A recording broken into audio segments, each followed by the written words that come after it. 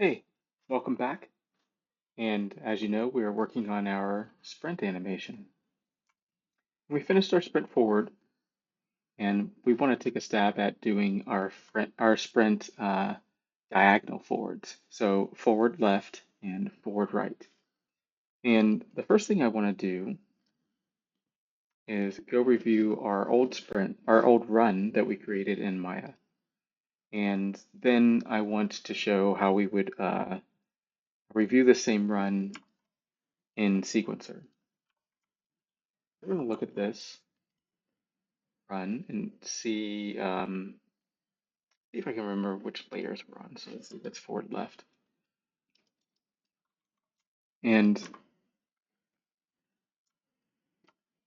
not sure which one of these are on or off.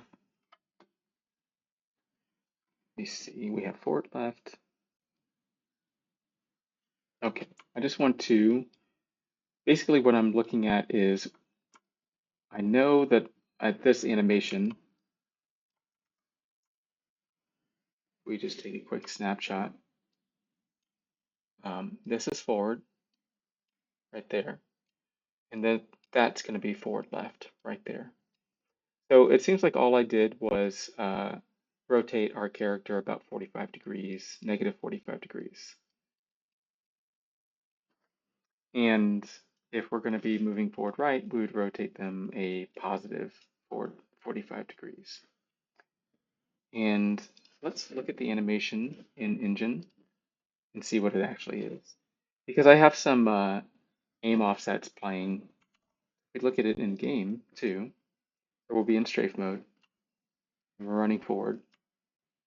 And we can see that I'm moving forward left. This is our run animation. Our character is looking at the camera position rather than the direction in which the character is running. And if we bring up the AVP and preview this character, we'll see that too. So we can see here that the character is looking straight on at us. Move forward, character is still looking straight on.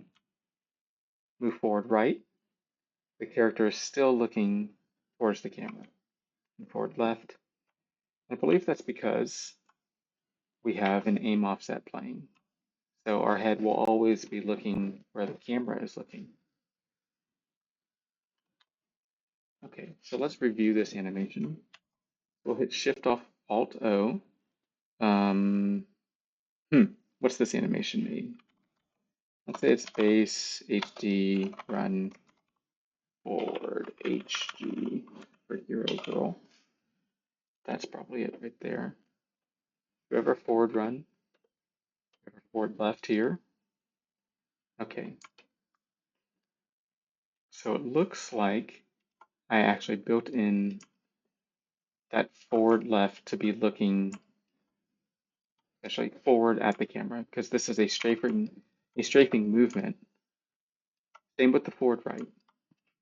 So when you're my philosophy on uh, animation creation is that we'll we'll get that animation looking good once, and then we'll use that as a guide to build out everything else.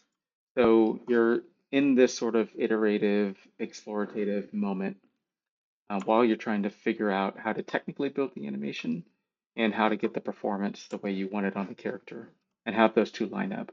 Technically works, it's functional in the game, and artistically it looks how you want it to look. And once you figure that out, I don't really see any point in trying to reinvent the wheel. So once you have that information, use it again and again as much as you can, because it'll take a little bit to figure out how you want to do it. And I would often say that it's probably a good opportunity to review real life reference, review how other games do it, and just really pay attention to the nuances of how another game or another animator might have tackled that problem. And you can learn from that and see if it's right for your game, put it in your game, and then you can modify it to tweak the results for what you're actually looking for out of your performance and your technicalities you have in your game. So what we'll do here is we'll take one of these other characters that we have, um, and we'll go ahead and just duplicate it, move that character over. We'll hide our, oops, move the wrong one. We will move this new one over. We'll bring that into sequencing. And we'll start working on the forward left first. We'll add an animation, base,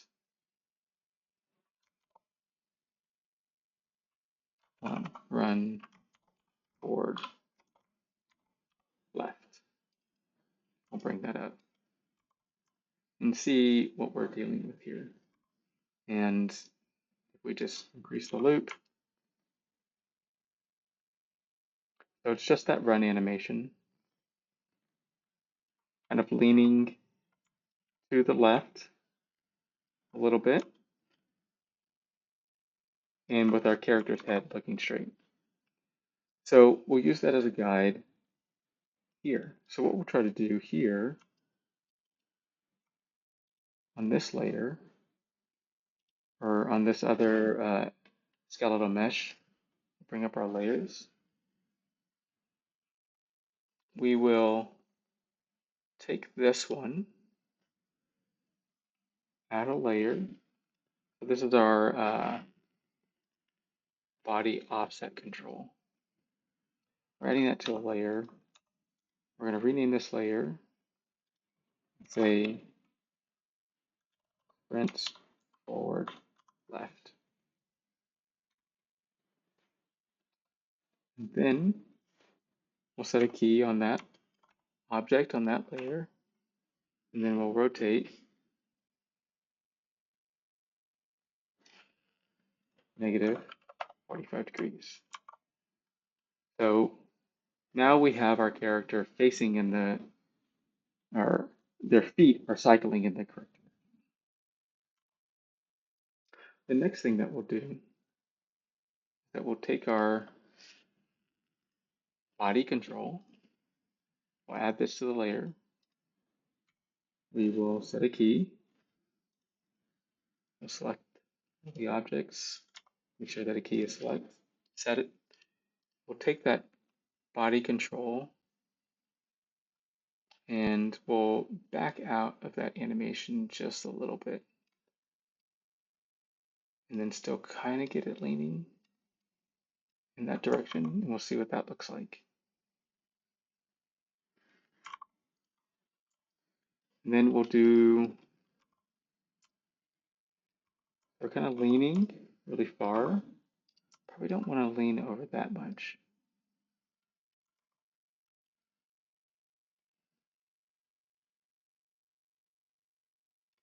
I'm liking that. Then we'll take the spine IK, add it, and we'll set a key. And then we'll rotate that too, just a little bit. I'm just gradually rotating the torso, and then the head. We'll rotate that too. Let's show our controls overlay so I can grab that head controller. We'll add it for a new layer, set a key. What we want is to kind of duplicate that on our other character from our other run. So looking forward.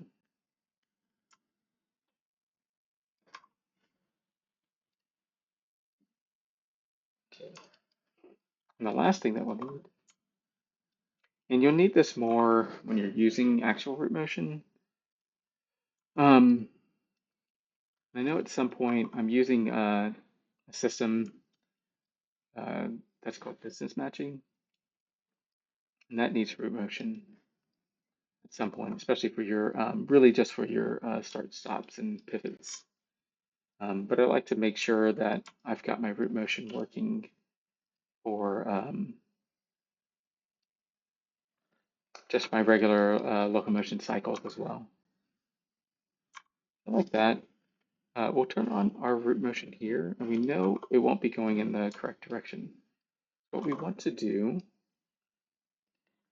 come out all the way up here, and I want to create a shape.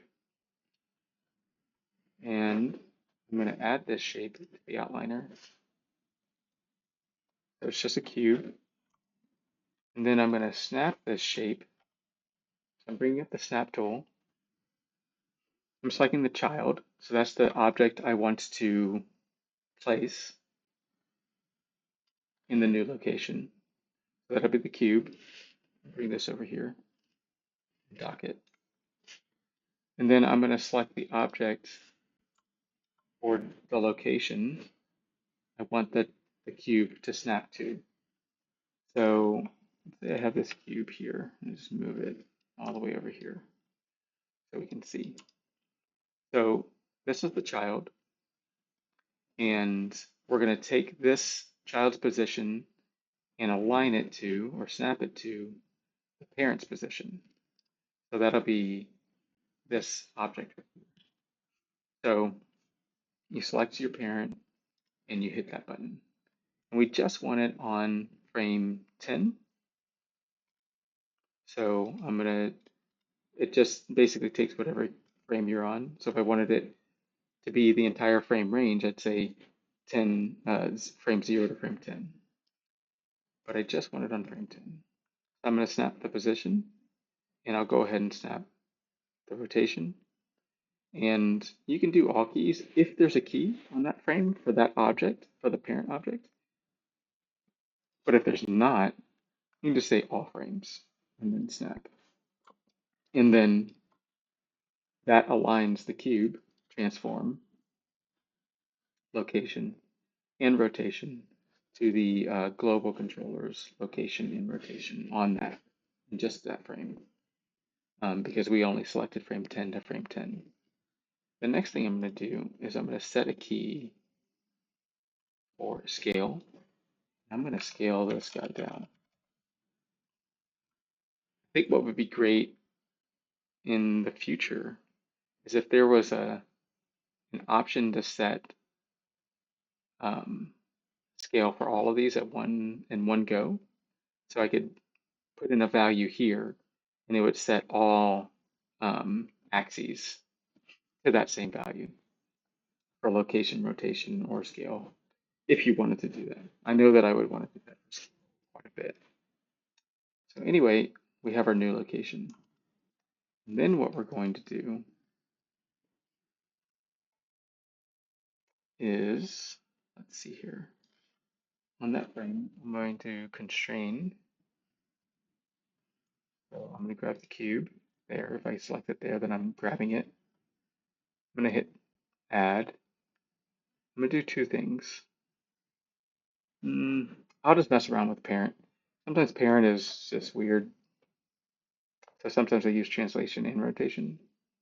This parent is all three. It'll be translation, rotation, I believe it's scale too. But anyway, I'll use parent. So basically, for this animation only, while this constraint is active, I'm going to give, I don't want to do it on this frame, I'm going to give this cube a new parent. So right now, it's not parented to anything. I'm going to say parent it to,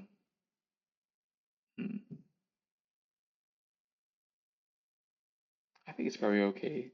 I'm going to pick the global control.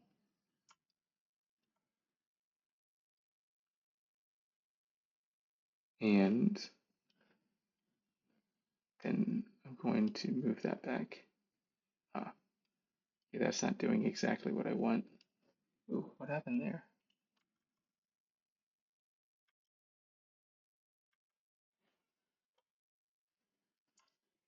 Okay, so I'll delete this key.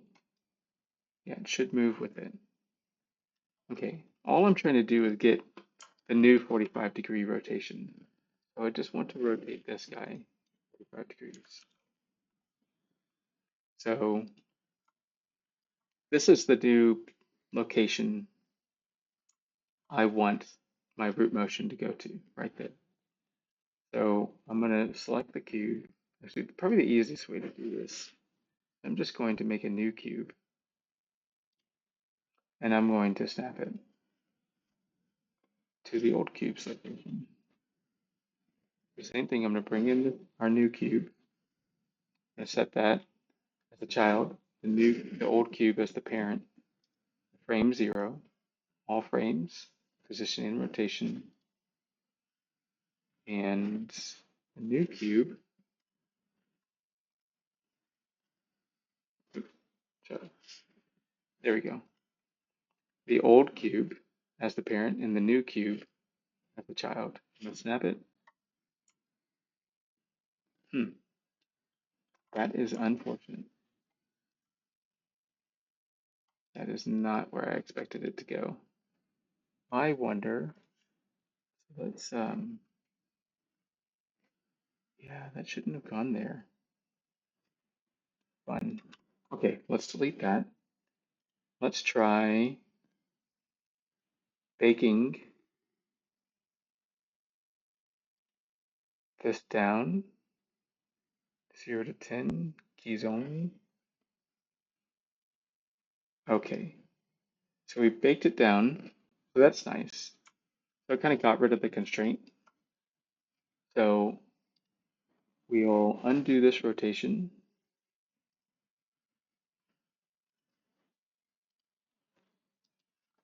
on our global control. That's 0, that's negative, so 0. Okay, so in our root motion, our layer, what we'll do, we'll turn off our root motion there. We'll add, actually what we'll do, just to keep our layers compacted. Yeah, I think I could do it two ways. So let's split it out. So if I wanted to just mute the layer, we'll add a new layer. That's interesting. I wonder why it gave it that. Layer 4. Do we have objects? Yes, we do. Okay. Setting a key. And then here, we'll set another key. We'll go back to our snapping. Now we're snapping the global control to cube on frame 10, all frames, and we'll snap.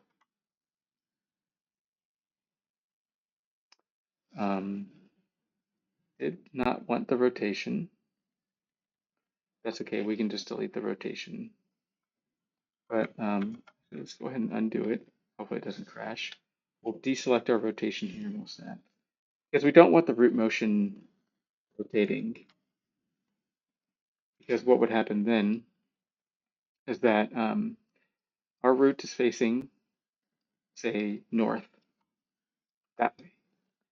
And then over 10 frames, it would eventually rotate to point that way, which means that when there's root motion, it probably won't mean anything on this particular animation because we don't derive root motion in the ABP in the animation blueprint explicitly. But say you were in a montage, and montages, that root motion will control the capsule. So like the capsule of our character would be rotating north, and then at some point throughout the animation, it would start rotating and then point 45 degrees that way, so northwest. And we wouldn't want that. We don't want to rotate our character because this is just normal locomotion. So the rotation of our character, we want the player input, mouse control or the analog stick would control the rotation of the character here. So we wouldn't want the animation to take over that control from the player. So we would want to avoid rotating the root. Translating it is fine. Okay, so we'll call this layer, rename this sprint forward left root. We'll rename this one to spell it properly. We'll save. What we're going to do is export. We'll copy this name. Actually, what we're going to do is we're going to duplicate this one and two times. So we'll have a forward left, and then we'll have a forward right. And the reason why we're duplicating this first is that way we can do our implementation and have our correct names. So we can go to our blend space. We can,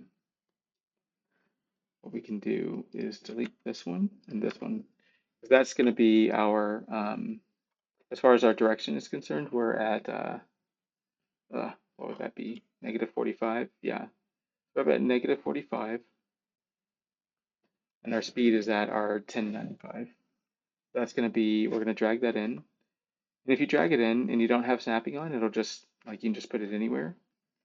But if you drag it in and hold shift, then it'll snap to your coordinates, your grid. I'm not sure if you can see that in there, but I have a grid and you can see how it's snapping around. So we'll snap that to our speed at 1095 and our direction at 45. And then we'll do that same thing with our sprint forward right. So right now that's going to be the same animation. So if we were to play now, we ran,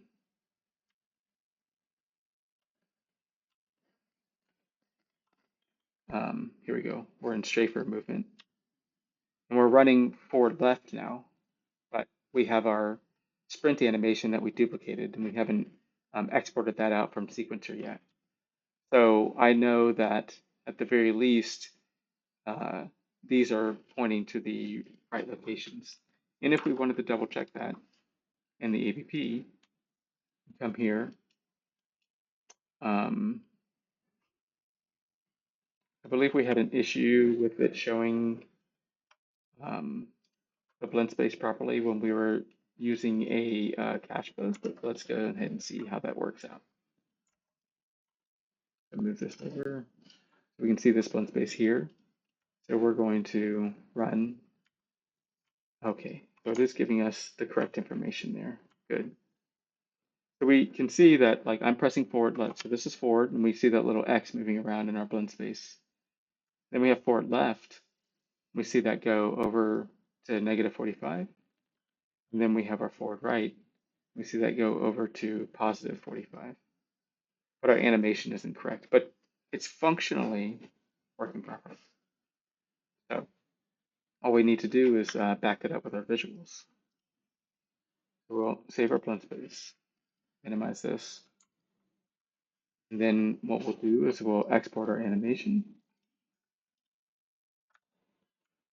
copy that name, here, copy this name, fake animation sequence, Anim's locomotion, unarmed, underscore left. And that should overwrite our animation. One of the other reasons why we want to duplicate it is because we get all of this other stuff for free. Now I don't have to make it from scratch.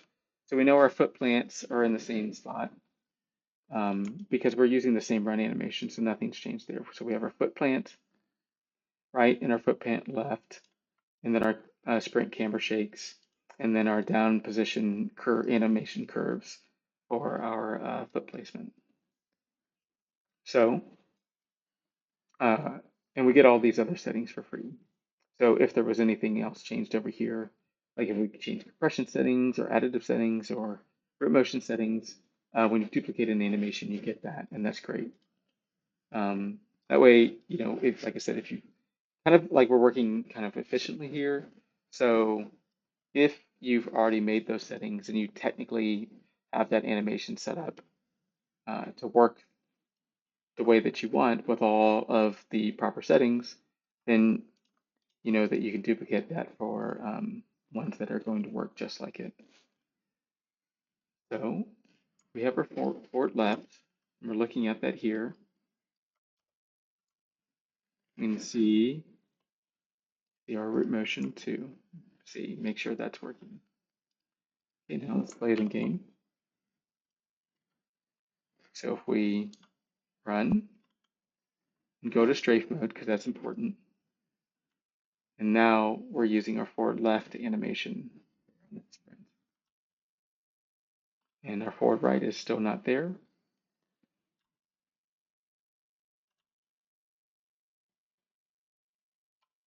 So cool. We got our forward left animation for pretty much for free. So we'll save that. We'll go back to our sequencer file and we'll save that. And now we can do our forward right. So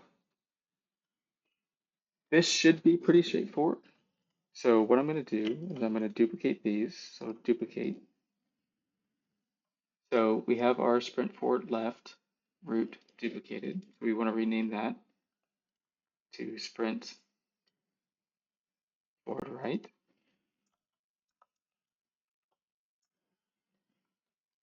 And our, actually because I want things in a particular order. I want the root last when I'm looking at these. So I'll duplicate this. Now, there we go. That way it's in the bottom of the list. We'll rename.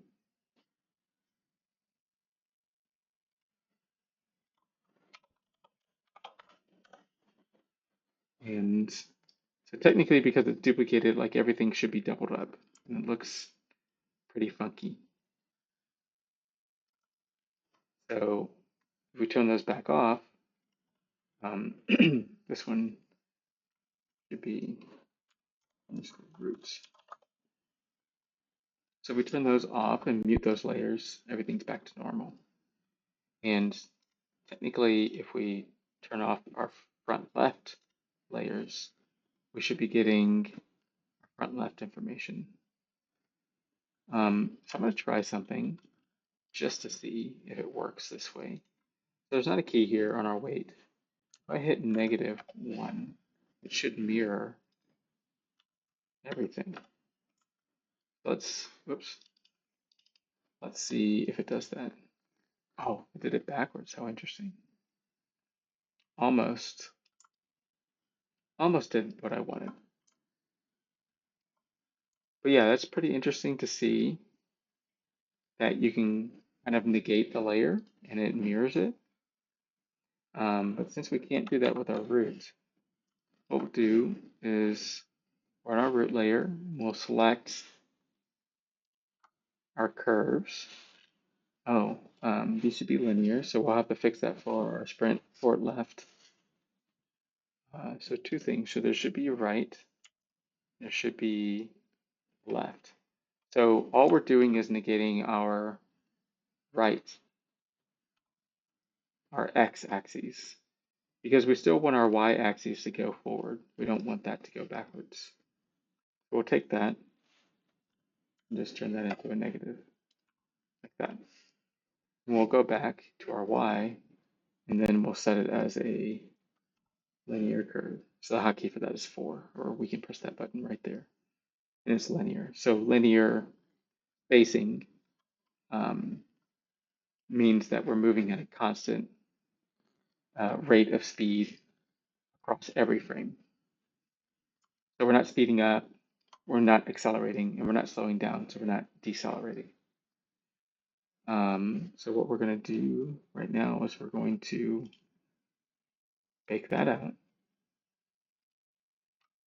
Let's grab that name first. Bake Anim's locomotion, unarmed, underscore R. And then we will fix our root motion, moving forward left. And we're actually selecting two splines here. We have our, because they're sitting right on top of each other, our X and our Y.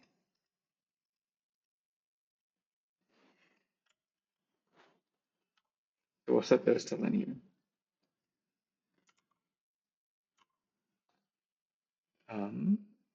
Let me just double check make sure those are linear. Okay. So we'll come back to our roots. Here we are. We will export this again. But now for our forward left. Export, save our layer. Look at our files, save those. We'll come back to our blend space. If we hold control, we can move the little X around and go to our different little sections in our blend space on our X, or our vertical axes and our horizontal axis.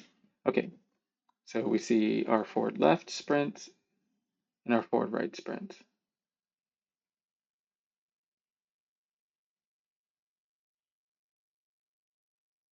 Looks like those are a little different because we're just negating that. But let's see if we can live with that. If not, we can just do it by hand. It's not a big deal. Let's play, see how that looks. We're in strafe mode. So the reason why it's important that we're in strafe mode, we come over here and look at our AVP as we move around. One of the things you'll notice is that we're always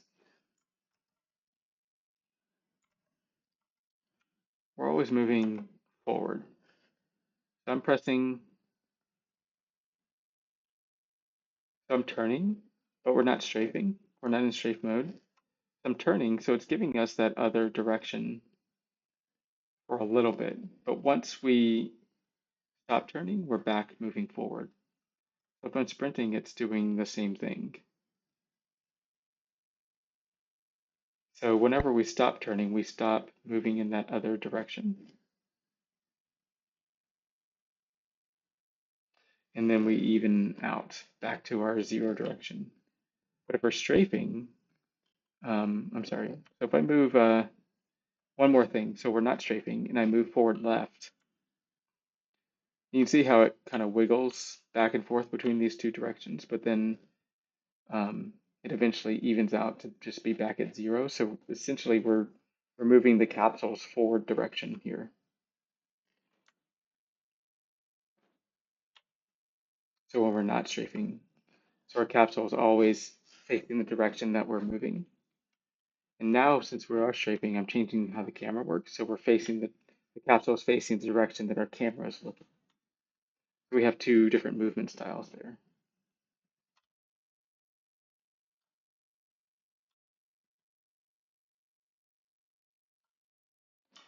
Okay. There's something nice about how the that duplicated right layer, forward right layer, has our character leaned forward a little bit more, and I actually like that better than the one to our left. I don't think we have to adjust our sprint forward.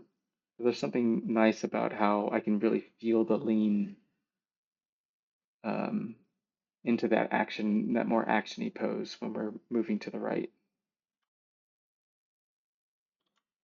And then when we're moving to the left, I'm just not feeling that as much. So we'll go ahead and update that move left. This is why we play test to see what we like. And it was that nice difference that we got when we duplicated that layer too. We'll save that.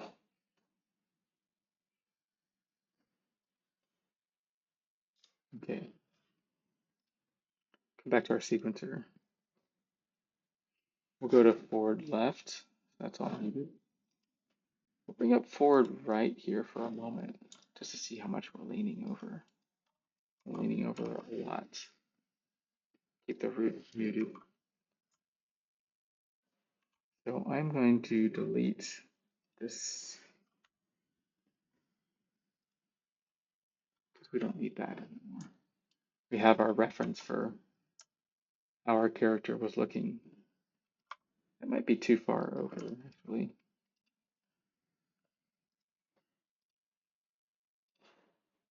So we'll adjust that up a little bit and rotate it up. Move it back a little bit.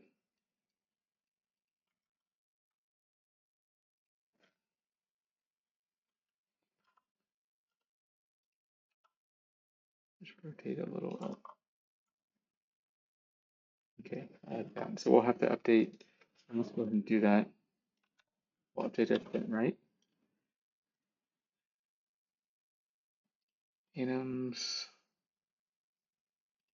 locomotion, right.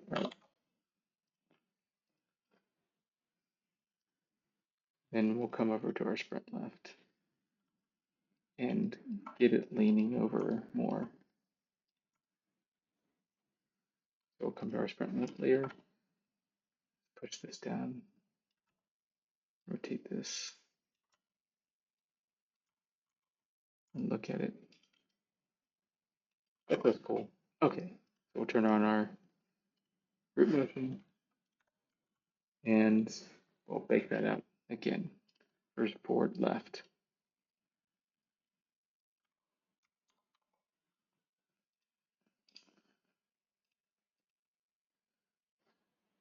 And save. And play.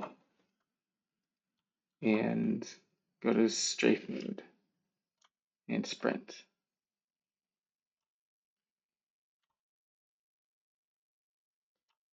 Cool. I'm trying to think now if there's anything else that needs to be done on the sprint. Now we have our forward lefts. Oh yes, we do have to do something else. We have to change our additive poses in and out when we're transitioning to sprint and transitioning from sprint back to run. Clean up those additive poses.